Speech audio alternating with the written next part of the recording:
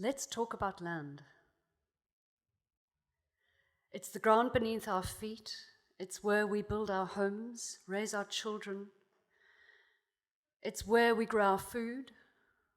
And it is the dividing line that distinguishes the haves and the have-nots. In South Africa, from the 17th century, massive conflict emerged over land. Colonial conquest saw wars happening, spreading from here in the Cape northwards and eastwards. People were dispossessed of their land. All of this was created in order to privatize land, privately owned white commercial farms. This carried on through the 20th century as cities became segregated as well. As people were forced off of their land in the cities, pushed out into outlying townships. When I was a little girl, growing up in apartheid South Africa, I became very aware of this. My mother was an anti-apartheid activist, and she used to take me to community meetings in the rural areas. People who were resisting forced removals. They were being pushed off ancestral land to make way for white commercial farmers. So it became self-evident to me that these people who were fighting to retain access to their land, they weren't just fighting for a vote. Democracy for them would need to mean a right to return. So, in 1990, when Nelson Mandela was freed and liberation movements were unbanned, many of them had a rallying cry, Umhlaba wethu, the land is ours. There was an expectation that democracy would mean that black people could regain access to their land. And this isn't only just about history and injustice in the past, it's a question of the present and the future. South Africa is the most unequal society in the world. 78% of people live in poverty. Our cities are marked by this. As we grow as an urbanizing society, more and more people are pushed out onto the periphery. Poor people have to migrate from the outlying townships to places of work and opportunity. Domestic workers spend 40% of their incomes just on transport, and they give up time with their families. This is a land issue. It means that we still have apartheid cities. Now, here are our stories, separate cities, but the same thing goes for rural areas. I've often noticed if you're traveling in an aeroplane at 37,000 feet, you can look down and you can know for sure, are you above a commercial farming area that has infrastructure, irrigation, or are you above a former Bantustan or communal area, what used to be called a native reserve by the colonial authorities? What this means is that the inequality and racism is still imprinted on our land. In 1993, just before elections, Cyril Ramaphosa, our current president, who was then Secretary General of the ANC, opened the National Land Redistribution Conference with these words. He said, "The massively unequal distribution of land is not merely an unfortunate legacy of apartheid. It is the totally unacceptable continuation of apartheid." That was quite a long time ago. And just looking at you, I can see people nodding because I think that we all recognize that we've lost a quarter of a century. So what I would like to explain is my understanding of how this has happened. Firstly, government decided that they were going to have a land redistribution process and redistribute land from white to black people in urban areas and in the countryside. But they decided not to seize the land from white owners, but to buy it out at market price. But they only allocated under 1% of the national budget. Currently, that figure is sitting at 0.4% of the national budget. Secondly, we've had a corrupt and incompetent set of state institutions responsible for this. Thirdly, and this is going to sound a bit odd, bear with me. Apartheid was like socialism for whites. The government subsidized white commercial farmers. They provided tariff protection. They provided transport subsidies, import subsidies, export subsidies, and if they failed, they would bail them out. We have dismantled all of those systems. So even when land is transferred from white to black, those new black landowners don't have the support that created white success in the past. Yeah? So what has been the outcome of this? We have liberalized and opened up our markets while pretending that we're also trying to redistribute from white to black. The outcome is that 2.3 million black farm workers have lost their homes and been evicted from farms because their labor is no longer needed. People are mechanizing, adapting to a new economic environment.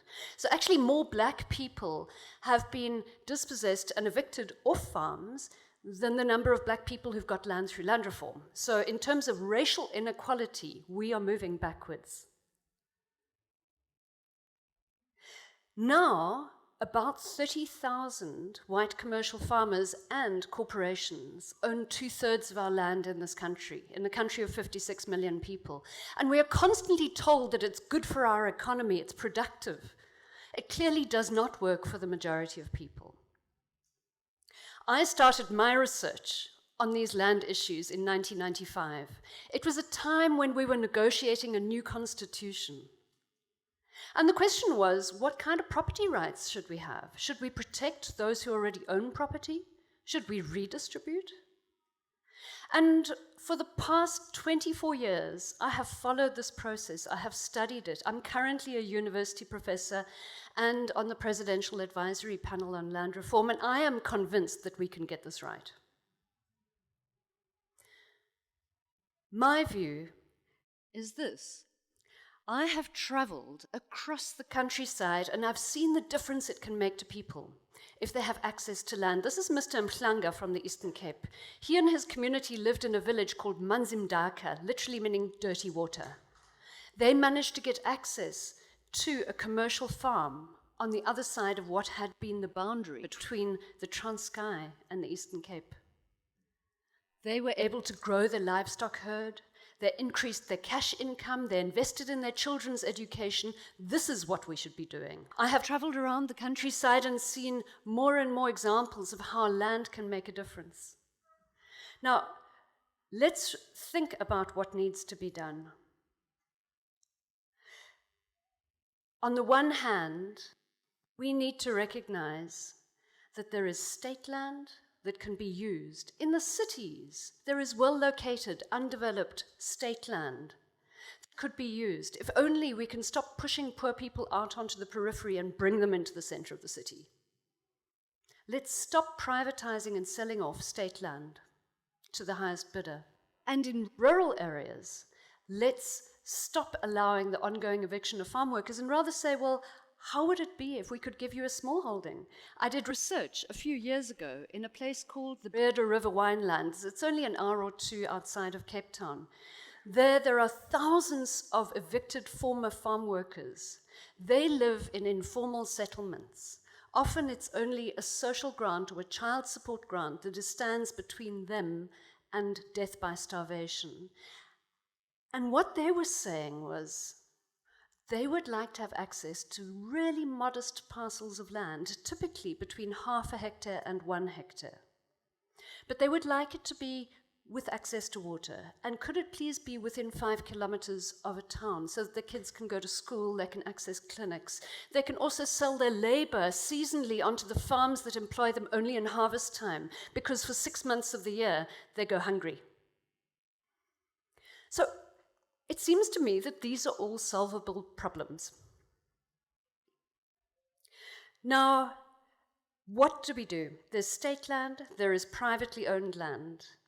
6% of all agricultural land turns over in the market every year. We can buy it up, we can negotiate. Some landowners want to donate if only we can get the tax exemptions right. The average age of a white commercial farmer is 62 years old. And land expropriation, with or without compensation.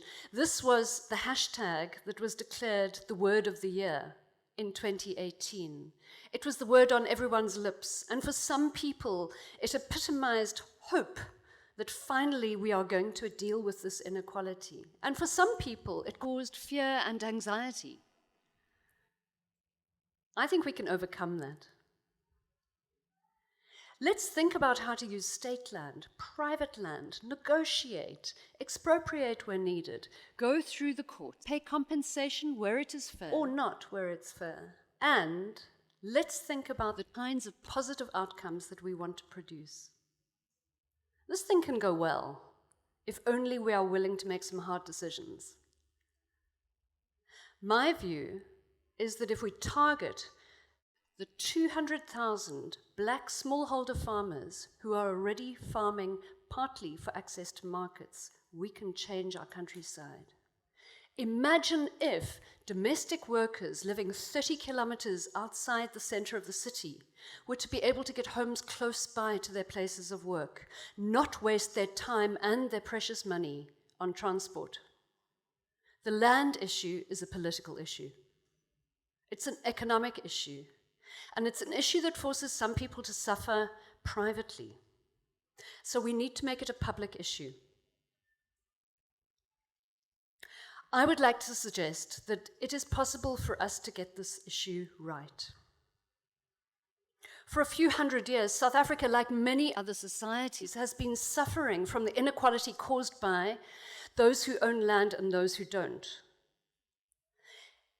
Imagine if we could get this right. Imagine the legacy for our children and our grandchildren. If we could have economic inclusion, where has it worked?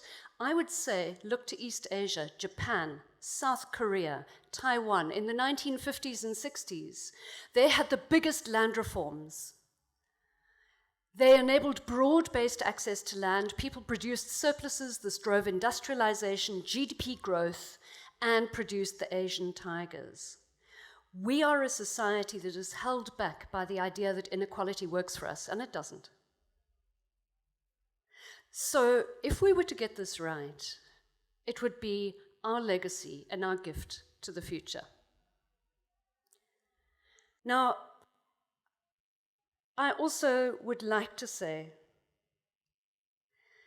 that I think that there is so much anger, misunderstanding within our society about this land issue. It causes us so much division.